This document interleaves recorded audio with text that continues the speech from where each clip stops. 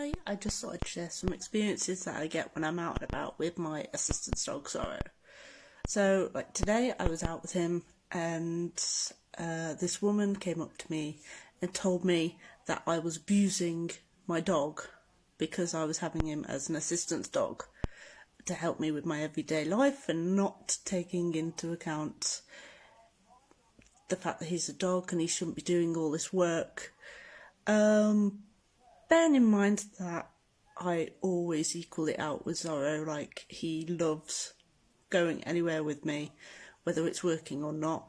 He always gets to run around, go to the park, have playtime and things, and I just think this woman was just uneducated on what assistance dogs are. They're not worked 24/7 a day. They just couldn't do it, and I wouldn't make experiences with an assistance dog part 2.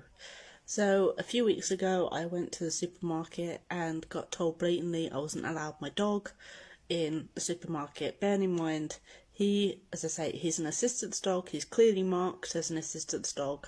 It's illegal to refuse access to an assistance dog, and this guy would not listen to me. He wouldn't take my sort of knowledge, my advice I was giving him and things, that it's illegal. I tried to show him the laws on my phone, he didn't have it, and then he went and phoned the police, thinking that the police officers would be on his side, to have a complete surprise and shock that they are not on his side, they were on mine, and told him to let me have access basically to the shop.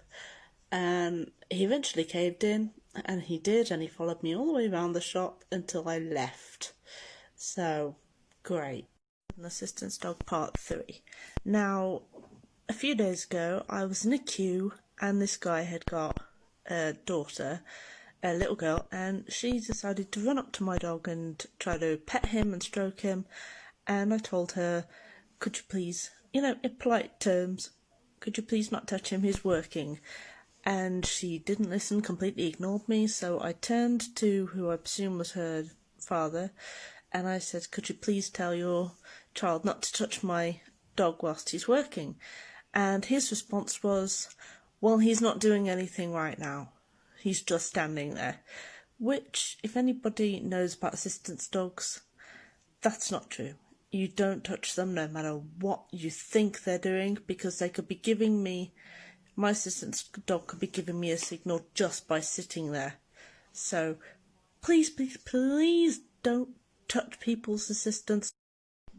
So I just put a few things together, a few clips of a few training videos that I've done with Zorro, just to kind of show him off really, a little bit, but yeah, just to kind of show all the hard work and stuff like that goes into making him the assistance dog that he is. It doesn't happen overnight. He is a very clever dog, and yeah, there's just a few little clips of some of the stuff he does for me.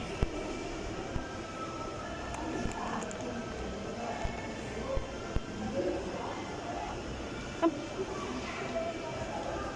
Good boy, come. Good boy. Good boy, that's a good boy. Good boy. Sorry, good boy. Down.